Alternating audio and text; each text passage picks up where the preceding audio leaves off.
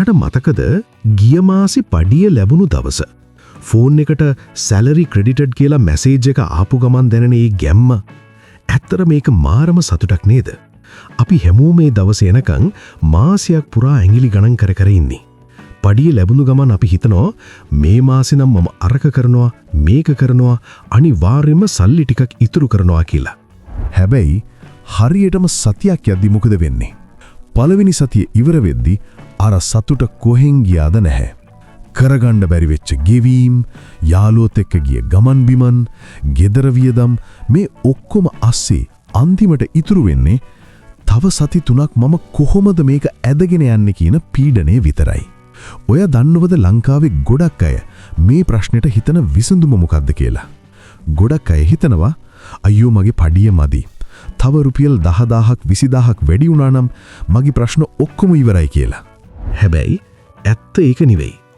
ඔයාගේ පඩිය ලක්ෂයක් වුණත්, ලක්ෂ 2ක් වුණත් ඔයාට මේ සල්ලි හසුරවන රහස තේරෙන්නේ නැත්නම් මාසේ අන්තිමට ඔයා ඉන්නේ අර හිටපු තැනමයි. සල්ලි වැඩි වුණාම වෙන්නේ ඔයා කරන වියදම් වල ගණන් වැඩි වෙන එක විතරයි. ඒ නිසා අද මේ වීඩියෝ එකෙන් මම ඔයාට කියලා දෙන්නේ නිකම්ම මොටිවේෂන් එකක් නෙමෙයි. ඔයාගේ පඩිය කීය වුණත් ඒකෙන් හරි විදිහට වැඩක් ගන්නෙ කොහොමද? මාසේ අන්තිමටත් පර්ස් එකේ සල්ලි ඉතුරු කරගන්නේ කොහොමද කියන එක ගැන ලෝකේ සාර්ථකම මිනිස්සු පාවිච්චි කරන ඉතාමත් සරල සිස්ටම් එකක්. වීඩියෝ එක ඉවර වෙනකම් මාත් එක්ක ඉන්න. මම පොරොන්දු වෙනවා අදින් පස්සේ ඔයා සල්ලි දිහා බලන විදිය සම්පූර්ණයෙන්ම වෙනස් වෙයි.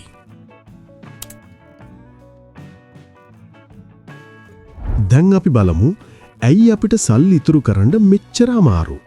ඇයි පඩිය ලැබුණු ගමම්ම ඒක ඉවර වෙන්න පාරවල් හැදෙන්නේ? මේකට ප්‍රධාන හේතු දෙකක් තියෙනවා.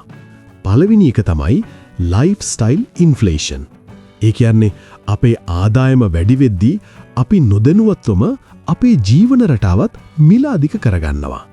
හිතන්නකෝ ඔයා රස්සාවට මුලින්ම බැඳෙද්දී පාවිච්චි කළේ සරල ෆෝන් එකක් කියලා. එතකොට ඔයාට ඒක ඇති. හැබැයි පඩිය චූට්ටක් වැඩි වුණු ගමන් ඔයා හිතනවා දැන් මට පුළුවන්නේ ලේසි වාරිකයකට අලුත්ම iPhone එකක් ගන්න කියලා. ඉස්සර සාමාන්‍ය කඩයකින් තේ එකක් බීපු ඔයා දැන් හිතනවා ගණන් වැඩි වුණත් කමක් නැහැ AC එක තියෙන ලස්සන රෙස්ටොරන්ට් එකකින් කෝපි එකක් බොන එක මගේ ස්ටේටස් එකට හොඳයි කියලා. අන්න එතනයි වරදින්නේ. ඔයාගේ පඩිය රුපියල් 10000කින් වැඩි වෙද්දී ඔයාගේ වියදම් රුපියල් 12000කින් විතර වැඩි කරගන්නවා. ඉතින් කොහොමද සල්ලි ඉතුරු වෙන්නේ? දෙවනි හේතුව තමයි අපේ මොළයේ සිද්ධ වෙන සෙල්ලම. මේකට කියන්නේ ඩෝපමීන් හිට් එකක් කියලා.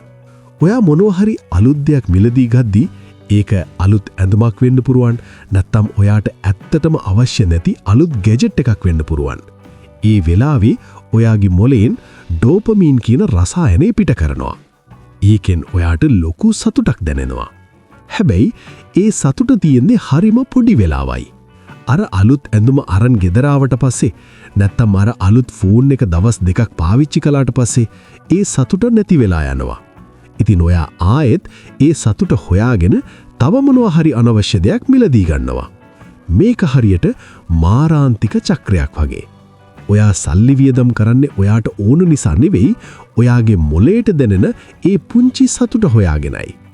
මේ දේවල් දෙකම පාලනය කරගන්නේ නැතුව ඔයා ලක්ෂ 10ක් හම්බ කළත් ඔයා හැමදාම ඉන්නේ සල්ලි නැති ප්‍රශ්නක.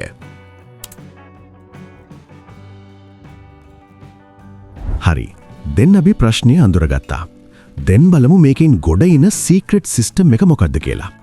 ලෝකේ ඉන්න දක්ෂතම මූල්‍ය උපදේශකයෝ වගේම අති සාර්ථක මිනිස්සු පාවිච්චි කරන සරල පියවර 3ක් තියෙනවා. පළවෙනි පියවර pay yourself first. මුලින්ම ඔයාට ගෙවා ගන්න. අපේ රටේ ගොඩක් අය කරන්නේ පඩිය ආපු ගමන් බිල් ගෙවනවා, ණය වාරික ගෙවනවා, කනවා බොනවා. ඊට පස්සේ මාසේ අන්තිමට ඉතුරු වුණොත් දෙයක් ඉතුරු කරනවා. හැබැයි ඇත්තම කතාව එහෙම ඉතුරු වෙන්නේ කලාතුරකින්. ඔයා කරන්න ඕනේ මේකේ අනිත් පැත්ත. පඩිය ලැබුණු ගමන් කිසිම වියදමක් කරන්න කලින් ඔයා වෙනුවෙන් යම් මුදලක් වෙන් කරන්න ඕනේ. ඒක රුපියල් 1000ක් වුණත් කමක් නැහැ. ඒ සල්ලි ටික වෙනම ගිණුමකට දාන්න. ඒක තමයි ඔයාගේ අනාගතයට ඔයා දෙන පඩිය. මතක තියාගන්න, වියදම් කරලා ඉතුරු කරනව නෙමෙයි, ඉතුරු කරලා ඉතිරි ටික විතරක් වියදම් කරන්න. දෙවැනි පියවර 50-30-20 රීතිය. මේක ලෝක ප්‍රසිද්ධ රීතියක්. අපි මේක ලංකාවේ අපේ පඩියට ගලපමු. ඔයාගේ පඩිය කොටස් 3කට බෙදන්න. 50% අත්‍යවශ්‍ය දේවල් වලට. ගෙවල් කුලි, කෑම බීම, බිල්පත් වගේ ජීවත් වෙන්න අනිවාර්යෙන්ම ඕන දේවල් වලට ඔයාගේ පඩියෙන් භාගයකට වඩා වියදම් කරන්න එපා. 30%ක් ආශාවන් වලට. ෆිල්ම් එකක් බලන්න යන එක, අලුත් ඇඳුම් ගන්න එක, රෙස්ටුරන්ට් එකකින් කන එක. මේවට 30%ක් වෙන් කරන්න. 20%ක් ඉතිරි කිරීම සහ ආයෝජන වලට. අවම වශයෙන් 20%ක්වත් ඔයාගේ ඉතුරුම් වලට ආයෝජන වලට හෝ ණය පියවන්න ගන්න. ඔයා හිතනවා ඇති ලංකාවේ දැන් තියෙන බඩු මිලත් එක්ක මේක කරන්න පුරුවන්ද කියලා. ඔව් පුළුවන්. හැබැයි ඒකට ඔයාට 3 වෙනි පියවර ඕනේ. 3 වෙනි පියවර ට්‍රැකින්, සතයක් නෑර සටහන් කිරීම. ඔයා දන්නවද අපේ සල්ලි වලට මොකද වෙන්නේ කියලා අපිට හිතා ගන්න බැරි වෙන්නේ ඇයි කියලා? මොකද අපි පුංචි වියදම් ගණන් ගන්නේ නැති නිසා. පාරේ අයිනේ බීපු තේක, බස් එකට දීපු රුපියල් 20, නිකමට ගත්තු රටිකජු පැකට් එක, මේ හැමදේම මාසේ අන්තිමට ලොකු ගාණක් වෙනවා.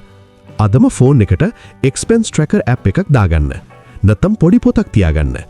රුපියල් 10ක් වියදම් කළත් ඒක සටහන් කරන්න. සතියක් මේක කරද්දි ඔයාටම තේරෙයි ඔයා කොච්චරනම් අනවශ්‍ය දේවල් වලට සල්ලි නාස්ති කරනවද කියලා. ඔයාගේ වියදම් පාලනය කරන්න පුළුවන් වෙන්නේ ඔයා ඒව ගැන හරියටම දැනගෙන හිටියොත් විතරයි. හරි. දැන් ඔයා සිස්ටම් එක දන්නෝ. හැබැයි මේක අහලා විතරක් මදි. අපි අද ඉඳලම වැඩේ පටන් ගන්න ඕනේ. ඒකට මම ඔයාට ලේසිම ක්‍රම දෙකක් කියලා දෙන්නම්. පළවෙනි එක පාවිච්චි කරන්න the rule of 3. ඔයා සල්ලි වියදම් කරන්න කලින් තමන්ගෙන්ම මේ ප්‍රශ්නය අහන්න. මේ දේ නැතුව මට තව දවස් 3ක් ඉන්න පුළුවන්ද කියලා. ගොඩක් වෙලාවට අපිට කඩේකදී ලස්සන ඇඳුමක් හෝ අලුත් ගැජට් එකක් දැක්කම ඒ වෙලාවෙම ගන්න හිතනවා. හැබැයි දවස් 3ක් ඉවසුවොත් ඒක ගන්න තිබුණු ආසාව 80%කින් විතර අඩු වෙනවා. ඒක තමයි මොලේ හැටි.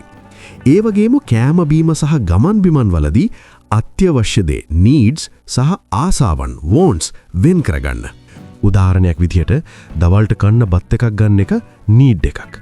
හැබැයි හැමදාම ඒකත් එක්ක කූල් ඩ්‍රින්ක් එකක් ගන්න එක want එකක්.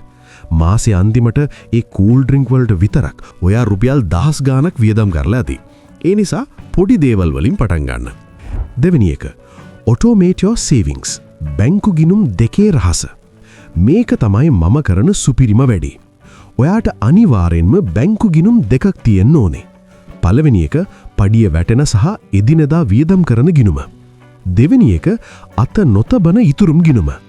ඔයා කරන්න ඕනේ පඩිය වැටුණු ගමම්ම මම කලින් කිව්ව 120ක මුදල අර දෙවෙනි ගිණුමට දාන එක. පුළුවන් නම් ඒ ගිණුමට ATM කාඩ් එකක් ගන්නම එපා. එතකොට සල්ලි ගන්න තියෙන කම්මැලිකමට මේක ඉතුරු වෙනවා.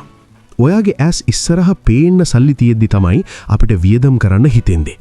ඒ නිසා ඉතුරු කරන සල්ලි ටික ඇස් ඉස්සරහින් අයින් කරන්න. ඒ වගේම ගොඩක් බැංකුවල තියෙනවා ස්ටෑන්ඩින් ඕඩර් කියන පහසුකම. ඒක දාලා තිබ්බම පඩිය වැටුණු ගමන් ඔයාගේ මැදිහත් වීමක් නැතුවම සල්ලි ටික ඉතුරුම් ගිණුමට යනවා.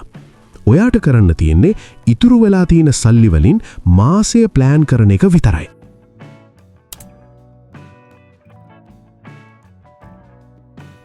අපි අද කතා කරපු මේ දේවල් ඇහුවම ඔයාට හිතෙන්න පුරුවන් මේක මට කරන්න පුරුවන්ද කියලා. මම ඔයාට එක දෙයක් කියන්නම්. මූල්‍ය නිදහස කියන්නේ දවසින් දෙකින් යන ගමනක් නෙවෙයි.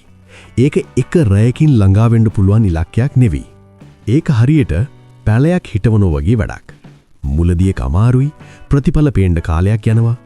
හැබැයි අද ඔයා කරන මේ පොඩි කැපකිරීම, අද ඔයා ඉතුරු කරන්නේ පුංචි රුපියල අනාගතයේදී ඔයාට කිසිම බයක් නැතුව නිදහසේ හුස්ම ගන්න පුළුවන් ජීවිතයක් හදලා දෙයි. මතක තියාගන්න. වැදගත් වෙන්නේ ඔයා කීයක් හම්බ කරනවද කියන එක නෙවෙයි. ඔයා කොච්චර ප්‍රමාණයක පාලනයක් ඔයාගේ සල්ලි ගැන තියාගෙන ඉන්නවද කියන එකයි. ඉතින් මට දැනගන්න ඕන එක දෙයක් තියෙනවා. මේ මාසෙත් ඔයාගේ පඩියෙන් වැඩිපුරම සල්ලි වැය වුණේ මොනවටද? සමහර විට ඒක කෑම බීම වෙන්න පුරුවන්. නැත්තම් වාහනේ වියදම් වෙන්න පුරුවන්. ලැජ්ජ වෙන්න එපා. පහලින් කමෙන්ට් එකක් දාන්න. අපි බලමු ලංකාවේ අපිට තියෙන පොදු ප්‍රශ්න මොනවද කියලා.